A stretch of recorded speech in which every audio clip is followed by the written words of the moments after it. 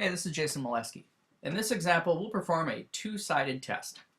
The Hawaii Pineapple Company managers are interested in the sizes of the pineapples grown in the company's field. Last year, the mean weight of pineapples harvested from one large field was 31 ounces. Now, a different irrigation system was installed in the field after the growing season, and managers wonder how this change will affect the mean weight of future pineapples. So to find out, they weigh a random sample of 50 pineapples from this year's crop. Now this Minitab output here summarizes the data for us. We see we had 50 pineapples with a mean weight of 31.935. The standard deviation of that weight was 2.394, and we note we also have our 5-number summary. Now, do these data give convincing evidence that the mean weight of pineapples produced in the field has changed this year? And based on that, can we conclude that the different irrigation system caused a change in the mean weight of the pineapples produced?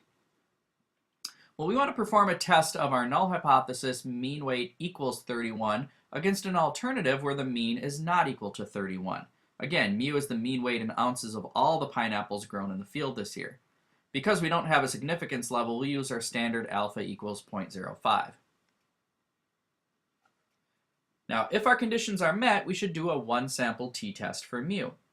So we'll check our 3 conditions. First of all, the data do come from a random sample of 50 pineapples from this year's crop, so that condition is met. Since we're sampling without replacement, we'll need to meet the 10% condition, and we note we do have at least 10 times the sample size. There's at least 500 pineapples in a large field, so that condition is met. And we don't know whether or not the population distribution of pineapple weights this year is normally distributed. However, because we have a sample size greater than 30, in this case our sample was 50, we note that the large sample size makes it okay to use t-procedures. From our Minitab output, we had our sample mean and our sample standard deviation, so we can calculate our test statistic using that information and find out it's 2.762. Now for the p-value, we need to find the area under the t-distribution curve that has 50 minus 1 or 49 degrees of freedom. Note, however, in our table we don't have 49 degrees of freedom. So because of that, we'll have to use the more conservative approach and look at 40 degrees of freedom. 2.762 falls between these two green highlighted values, so that means our probability in the upper tail will be between 0.005 and 0.0025.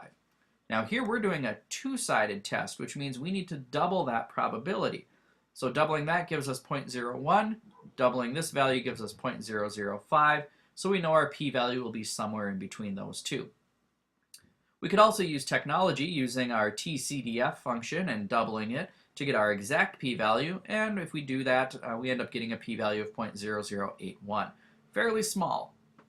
So because that p-value is less than our alpha of 0.05, we do reject the null hypothesis. We have convincing evidence that the mean weight of the pineapples grown this year is not 31 ounces. Now, does that give us convincing evidence that the irrigation system resulted in a different mean weight? Well, we have to note this was not a comparative experiment, so we can't infer causation. It's possible that other things besides the irrigation system changed from last year's growing season. Maybe the weather was different this year, and that might be why the pineapples have a different mean weight. So no, because it's not a comparative experiment, we can't conclude that the irrigation system caused the change in the weight. For some additional practice with a two-sided test, try exercise 77.